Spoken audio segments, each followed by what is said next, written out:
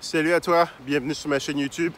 Dans la vidéo d'aujourd'hui, je vais te faire une vidéo un peu particulière. Je vais te parler un peu d'un sujet qui a été très fortement demandé sur ma chaîne, qui est comment trouver un emploi au Canada, au Québec, plus précisément où je vis, quand tu viens de l'étranger. Tu m'excuseras un peu le contexte, il y a eu énormément de neige aujourd'hui, je pense qu'on a eu 40 cm de neige, donc c'est vraiment blanc partout. Mais je voulais changer un peu le contexte et faire une vidéo un peu à l'extérieur pour te montrer un peu la beauté de la ville de Montréal. Ce que je vais te parler, c'est comment trouver un emploi quand tu es à l'étranger, que tu veux immigrer au Canada depuis l'étranger. Mais ce que je vais faire, je vais être un peu plus large en disant, c'est trouver un emploi, c'est bien, mais je vais te parler un peu des cas de statut que tu peux avoir ici au Canada ou ailleurs d'ailleurs. Ça peut être trouver un emploi, ça peut être employé, ça peut être investisseur. Auto-entrepreneur, c'est quelque chose qui est très bien aussi. Et aussi finalement propriétaire de compagnie. Je vais finir par le statut d'employé, puis je te dirai un peu comment faire pour trouver un emploi quand tu es à l'étranger. Mais je vais commencer par te présenter un peu les cas de statut. Je trouve ça intéressant comme approche parce que je trouve que c'est un peu limitant de parler uniquement de trouver un emploi comme un employé. Il y a plein d'autres choses que tu peux faire pour gagner ta vie de façon très décente et ce serait dommage de ne pas en parler. Le premier statut que je vais couvrir tout simplement, je vais commencer par le statut d'employé. Employé tout simplement, c'est en gros tu tu travailles pour quelqu'un, c'est un modèle qui est très courant, qui est très classique, que tout le monde connaît très bien parce que c'est ce qu'on nous a toujours appris. En gros, tu viens, tu échanges ton temps contre de l'argent. Ça a une limitation principale, c'est que derrière forcément, il y a 40 heures par semaine, des fois même 35 dans certaines compagnies, Desjardins, pour ne pas les citer. Mais du coup, tu vends 40 heures par semaine pour un salaire, au bout de 40 heures, tu n'as pas plus à offrir, donc forcément, c'est limité. Le principe d'heure sup, ça n'existe pas réellement ici. Donc, ça existe, mais c'est rare. Mais du coup, la conséquence, c'est qu'au bout de 40 heures, tu n'as plus rien à offrir et tes revenus sont limités par ce modèle-là. En plus, le gros challenge, puis c'est quelque chose que j'aime pas beaucoup, c'est faut faire attention parce que le jour où ton employeur décide de te virer, tu perds ton emploi du jour au lendemain. La beauté du Canada, c'est qu'un pays qui est très dynamique, donc c'est facile de trouver de l'emploi une fois que tu as perdu ton emploi actuel, mais ça reste quand même quelque chose qu'il faut faire attention. C'est un modèle qui est très limité et je déconseille fortement à tout le monde de dépendre uniquement de ses revenus d'emploi pour vivre parce que tu es à la merci de ton employeur. Mais c'est le modèle le plus classique, le plus courant, celui que tout le monde connaît. Il y a un autre modèle qui est celui que je vais appeler de l'auto-entrepreneur. Ça s'est beaucoup développé en France dans les dernières années, puis ça marche très bien ici. En gros, tu es propriétaire de ta compagnie. C'est déjà mieux parce que tu travailles à ton propre compte, tu n'as pas de patron. Mais en réalité, si tu as quand même un patron, ça reste tes clients. C'est un modèle qui est un peu plus agréable parce que derrière, tu as un peu tes propres horaires, tes propres contraintes. Mais il faut faire attention aussi parce qu'à la fin de la journée, ce que tu as réellement fait, c'est échanger le statut d'employé contre le statut de ton propre employé pour ta propre compagnie. C'est super intéressant financièrement parce que juridiquement, tu crées une entité. Juridiquement, tu as plein de dépenses que tu peux déclarer. Tu as tous les avantages d'une compagnie sans en être une.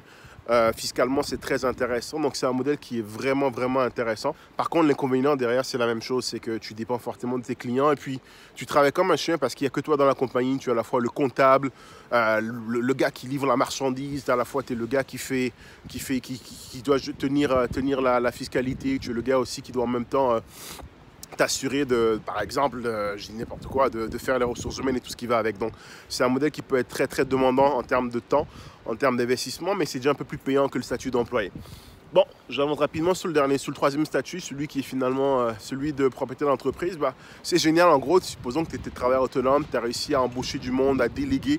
Et c'est génial parce que finalement, ce que tu fais à ce niveau-là, c'est que tu achètes le temps d'autres personnes pour pouvoir développer ta compagnie, générer des revenus. C'est très intéressant parce que là, maintenant, tu as une position où est-ce que tu peux te démultiplier, faire beaucoup plus, grandir.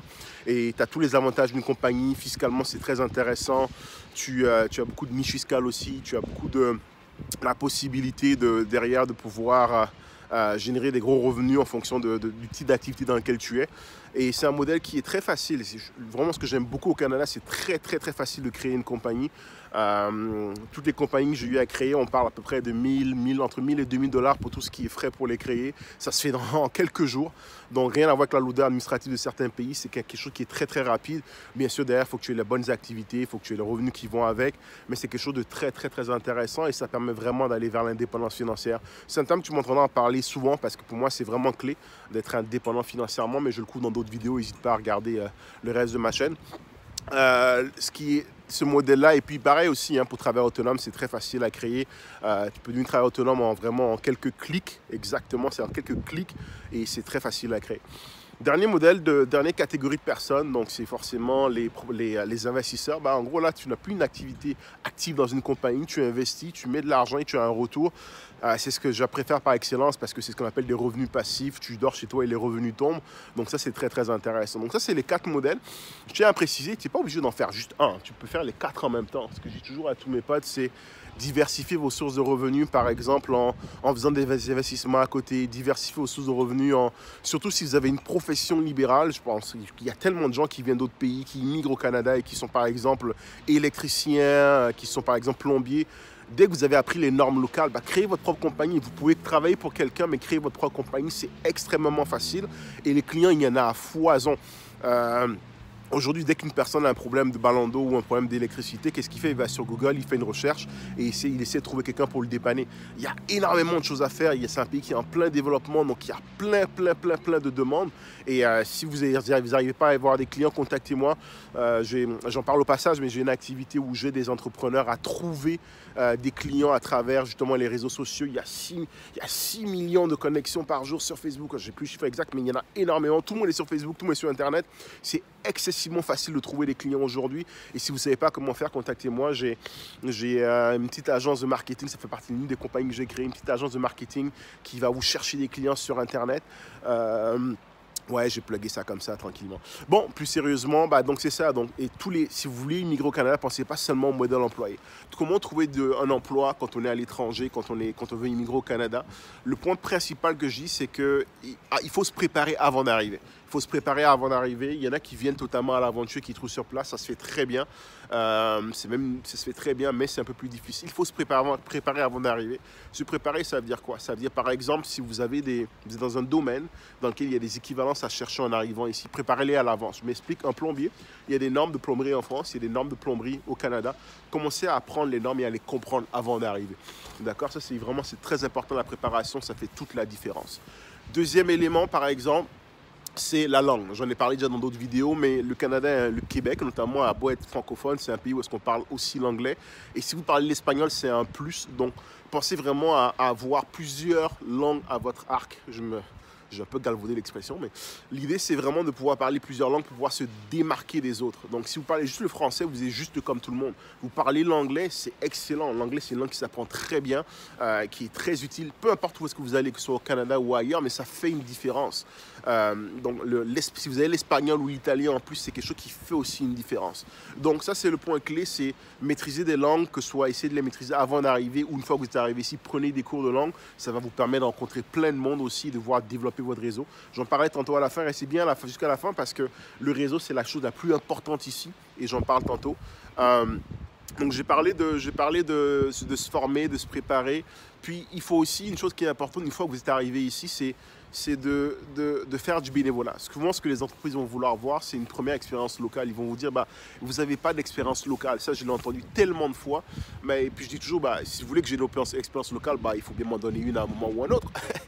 Donc, ouais, ça, vous allez souvent entendre parler, il faut une expérience locale.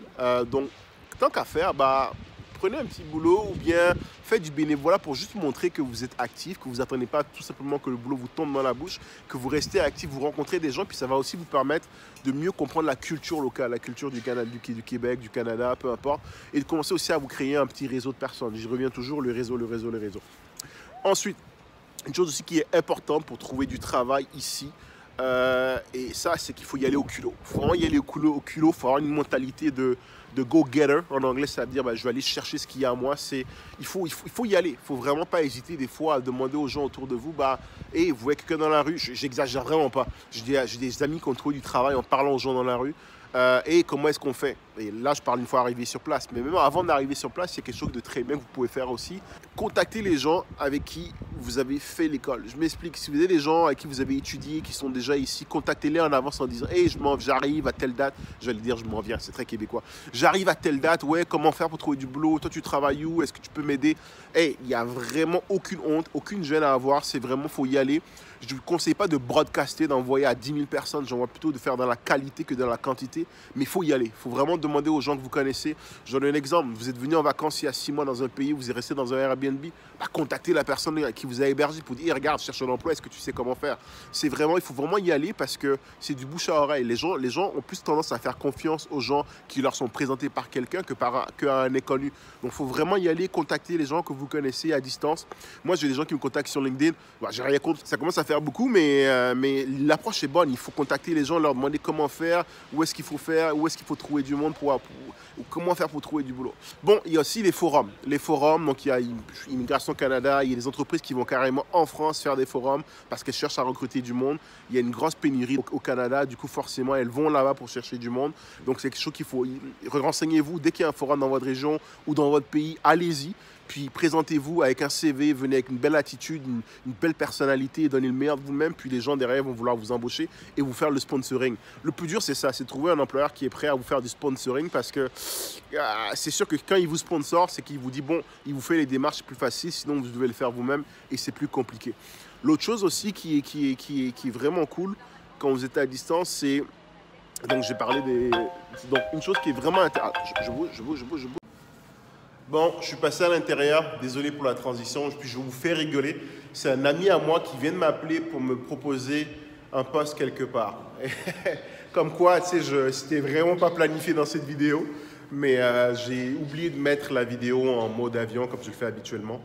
Et il vient de m'appeler en me disant « Hey, il y a un boulot, t'es à tel endroit, est-ce que tu es intéressé ?» Je lui dis, bah écoute, on va s'en reparler. Mais en gros, vous voyez, c'est vraiment la question du réseau. C'est fou, mais c'est exactement ce dont je vous parlais tantôt. La clé, c'est vraiment ça. D'avoir un réseau de contacts qui travaille pour vous, au lieu que vous soyez seul à travailler pour trouver quelque chose.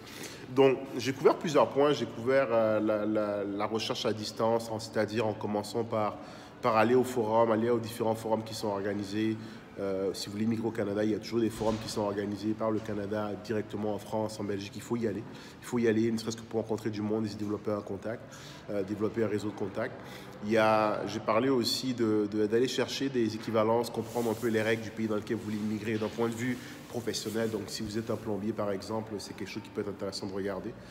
Il y a un élément qui est clé aussi, dont j'ai parlé, qui est de s'assurer d'y aller un peu au culot, quoi. C'est vraiment une question d'attitude, une question de mentalité. Il faut aller au contact des gens, il faut aller rencontrer les gens.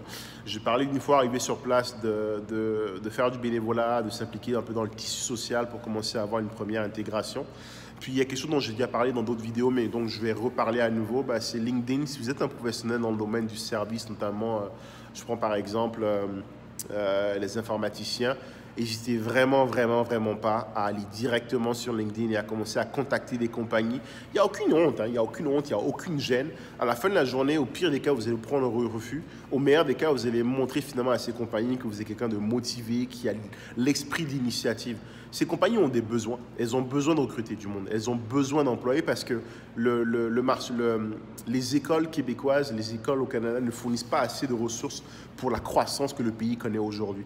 Du coup, qu'est-ce qui se passe? Ils vont chercher à l'étranger. Un élément clé dont je n'ai pas parlé, puis ça c'est vraiment pour moi, ça peut faire une grosse différence, c'est que tout le monde cherche dans les villes comme Montréal, Toronto, mais des fois, ça peut être plus efficace de chercher en province. Pourquoi? Parce que les provinces, c'est un peu là où personne ne veut aller. On s'entend que si tu veux migrer en France, tu penseras plutôt aller à Paris que d'aller à Turcoing ou à Montcuq. Ce n'est pas forcément des pôles dynamiques économiquement, mais c'est des régions qui ont besoin de monde. Et surtout, c'est des régions qui ont besoin de monde dans différents corps de métier. Donc, il y a ce qu'on appelle les cols blancs, donc c'est les cadres, les entreprises et tout ça, mais il y a aussi les cols bleus, donc les ouvriers, les manutentionnaires, le soudeur, le plombier. C'est des domaines dans lesquels il y a une très forte demande, surtout dans les provinces, parce qu'il n'y a pas grand monde qui veut y aller, mais la qualité de vie est très bonne.